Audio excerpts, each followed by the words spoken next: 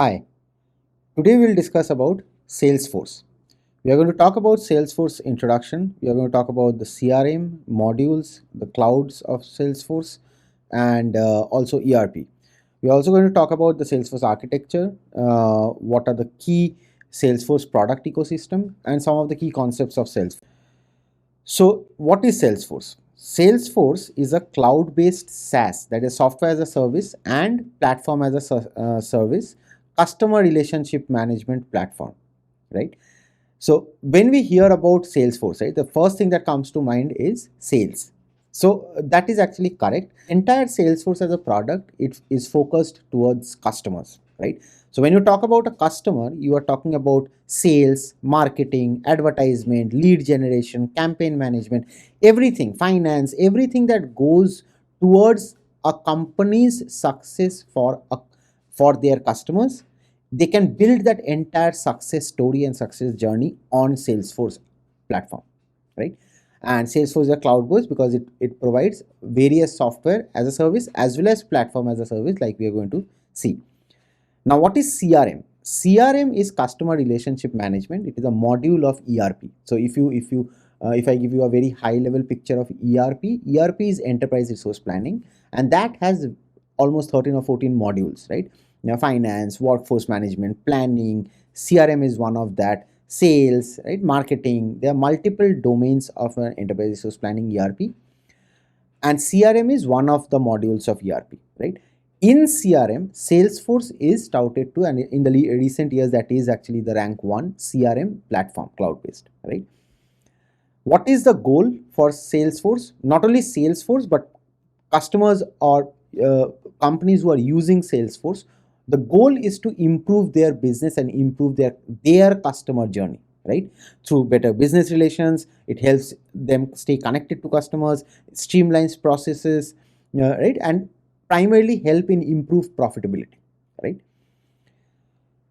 So when we talk about Salesforce and clouds, Salesforce is obviously, like we mentioned, a cloud-based SaaS and CRM platform. So let's look at the cloud models. There are multiple cloud models in Salesforce, but there are 5, 6 primary cloud models. So it started out with Sales Cloud. Cloud, like you can understand, that is the core part of Salesforce. Started with that. Basically, it is all about sales, lead generation, accounting, opportunity forecasting capabilities, right? Uh, Everything that a company needs to generate sales is kind of a capability that is provided by Salesforce, right, on that platform. The next cloud is Service Cloud. Service Cloud, when you think about Service Cloud, like I mentioned, everything is about customers, right? So when a company is using Salesforce, they are always thinking about customer. And if you're thinking about customer, the first thing that you would want is, one of the first thing is customer support, right? Case tracking, live chat, if there is any problems, inquiries, then solving the issues, ticket tracking, right? Everything that you can think of is provided by the Service Cloud of Salesforce. And they also have various knowledge bases for the agents of the customer service support, contact center agents to resolve queries faster, right? So it is, those all modules come under Service Cloud. Then there is Commerce Cloud. Commerce Cloud is a capability in Salesforce which it is giving to companies to use that to build their own commerce solutions, right? A company who is using Salesforce want to obviously build their commerce solutions, right? That can be an e-commerce solution, an online shop or something. And that company and the entire commerce solution is provided for business to business use case, business to customer use case, and business to consumer use case, right? So it is B2B, B2B2C, and B2C, right? So for all the platforms, it provides capabilities for commerce solutions. The next important cloud model is the Marketing Cloud. Obviously, when you can think of a customer and customer relationship, marketing is obviously one of the core components. Under marketing, what are the different types of marketing, right? So the main thing that it provides is it is a digital marketing platform. It provides capability for campaign management, marketing automation. That is a very powerful tool that you can automate your entire marketing story, right? Advertising insights, analytical capabilities, right? So those all come under the Marketing Cloud of Salesforce. And then there is the Experience Cloud. Experience Cloud is a online social platform which basically provides companies who are using Salesforce a capability to connect their customers, partners, and employees with each other, right? And that can also be used to exchange data, solve issues, right? Source some kind of analytics queries if they want. So it is an integrated social platform, right? There are also other clouds like Data Cloud, then there is Analytics Cloud, which are all part of the Salesforce different modules. Now let's look at what is the Salesforce product ecosystem. So at a high level, if we think about what Salesforce is, now that we have seen what are the clouds and what does Salesforce do, why will companies use Salesforce for, obviously, for bettering their customer journey from sales to service to marketing to everything in between, right? Customer relations, customer support. Now, if we look at Salesforce as a product, how does Salesforce, the entire product ecosystem landscape stacks up? So first, let's say we have the core Salesforce platform, right? Now we have already talked about the Sales Cloud, Service Cloud. These are all different cloud models within the Salesforce core platform.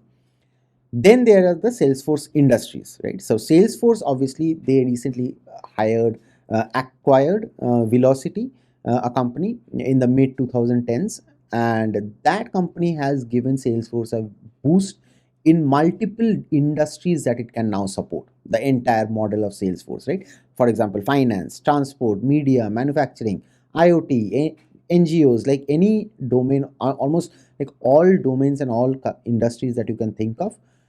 Obviously, at the end of every industry and every company is a customer, right? So that entire customer journey, any kind of portfolio, any kind of industry can be supported. A lot of kind of industries can be supported on the Salesforce platform, right? And now that we are talking about the Salesforce platform, the platform is the core platform which provides multiple capabilities of integrations, right? Of development, of designing, of building apps, right? For example, Lightning, Flow, Heroku. So there are multiple capabilities on the technical aspect of the core Salesforce platform, which can be used to build apps, which can be used to build solutions, build customizations, right? So that is the platform layer. Now, apart from the core Salesforce platform, there are multiple other integrations also, right? Like for example, Tableau. Tableau, if you are aware of, is like it provides the entire host of data analytics and data massaging, classification, right? Reporting kind of a mechanism on Salesforce, right? So you can integrate Tableau with Salesforce. We have talked about Commerce Cloud, then there is Marketing Cloud. For example, there is Slack, right? So these are all different kinds of integrators with the Salesforce core platform. So a company who is using Salesforce product is open to use any of these, right? So they can use only the Sales Cloud, they can only use the Service Cloud, they can use a combination of multiple of these. They can also have the capability to integrate Slack, right, for their own company employees to communicate around, right? So these are various integrators and various capabilities that can integrate with the Salesforce ecosystem, and they all integrate with say the Salesforce platform via connectors, right? These are all integrators like which basically plug and play into the Salesforce platform, right? Now let's look at the Salesforce architecture. Now Salesforce architecture primarily at a high level has three main concepts, three main architecture. The first one is multi-tenant. The multi-tenant architecture basically means that one application can be built for multiple groups or clients, right? So multi-tenancy basically is providing a single application to multiple organizations, right? So for example, different companies or departments within a company from a single hardware software stack, right? So instead of providing a complete set of hardware and software resources to each organization, Salesforce is sharing the resources across all the organizations, but it maintains very good security, which basically isolates the information between different organizations, right? It is resource sharing, but however, obviously, it doesn't get one customer doesn't get impacted by the use of another customer, because there are obviously multiple layers of governance limits, right? Like for example, you can only query not more than 50,000 records in one transaction, right? So if you are doing more than that, because you are the entire capability is on top of the same hardware software stack. So if those limitations are not there, so one can impact the other customer, right? But basically this is a multi-tenant architecture. The next is metadata. Metadata, when you think about metadata, metadata basically means data about data, right? So a Salesforce platform uses a metadata driven development model where developers can easily and quickly customize the applications and user experiences using various metadata and configurations, right? That basically describes the elements such as UI, user interface, business logic. So those all can be very quickly customized via the metadata, right? And the third is API. API is obviously anything that you work with the Salesforce platform. The entire integration is with API, right? API allows different pieces of software or systems or components to connect with each other and exchange information via API calls. Each and every standard component has their own unique API, and APIs obviously provide a different mechanism where you can basically code up, you can basically develop that solution via API calls. So these are the three main Salesforce architecture. Now let's look at some of the key concepts of Salesforce, right? There are various and multiple concepts of Salesforce, innumerable of them, obviously. But obviously, some of the core components and core concepts that you will be hearing whenever you are talking about Salesforce, and this is going to get you started about how to think about this entire Salesforce platform. The first is Lightning. Lightning is a component based framework for Salesforce app development, right? That is basically aimed to simplify business users without programming experience, right? Next is Apex. Apex is a proprietary programming language for Force.com platform. That is the main Salesforce platform, right? It's a Java, Python like programming language which can be used to basically develop your applications. Next is Visual Force, which is also a framework which includes a XML syntax, right? Which is typically used to generate any kind of HTML. Obviously, whatever you are building will obviously have a front end, will have a customer facing client side of things, and that is used whenever you want to generate any kind of HTML. You can use Visual Force. Then there is AppExchange. AppExchange is an online application marketplace that connects customers with third-party applications and consulting services. Obviously, Salesforce is a product and a platform itself, right?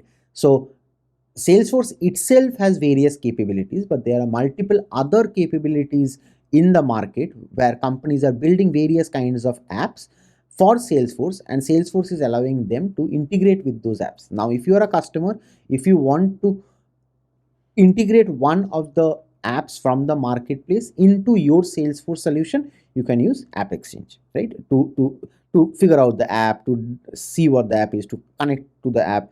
So everything is via the AppExchange. Then there is Customer 360. Customer 360 is an integrated software suite of products and services, which is basically connecting the entire breadth of Salesforce capabilities like sales, marketing, service, commerce, IT. So the entire thing can be found on one component, one product itself, that is called Customer 360. Right? You can also use them separately, and we are going to see that in the next slide.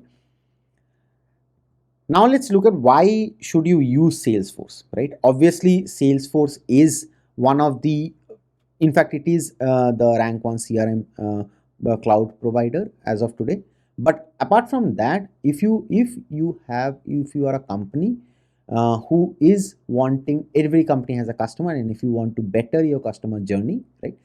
Salesforce provides almost every kind of capability that you can think of today. They are probably the de facto standards. There are also multiple competitors in the market, and they are also pretty good. But Salesforce is kind of the pioneer who have basically thought about this kind of a model with the cloud experience, with the SaaS and PaaS models, where not only does it provide everything, but it also provides hooks for companies to build their own customized solutions, right? Which is very important. You cannot make a component or a product with one size that fits all, right? It is not a consumer facing product. It is a business facing product where they have to provide multiple customizations, and Salesforce does that very well. Apart from that, obviously the user experience and the easy to use, it has If you are a developer or an architect on Salesforce, it has huge number of community support. It has a lot of documentation. Salesforce as a platform is very secure. It has very standard out of the box features and also fully customizable, like I mentioned. And like one of the things is very cool, like it doesn't force companies or customers, like Salesforce customers, to use the entire Salesforce product. I mean, you as a company, if you're a small startup, you might not need the entire Salesforce product, right? You might only need one piece of Salesforce capability to build your application, right? Salesforce allows that. So you don't need to purchase the entire ERP. However, there are certain limitations also. Uh, since Salesforce has the multi-tenant architecture, so the resource limitations can be a problem. So developers and admins need to use the resources wisely, right? You have to plan that accordingly. To plan for scaling, plan for scale up, scale down, elasticity. So you have to plan the resources accordingly. And the licensing cost compared to other CRM softwares is a bit high on Salesforce. So that is Salesforce. Hopefully this was useful.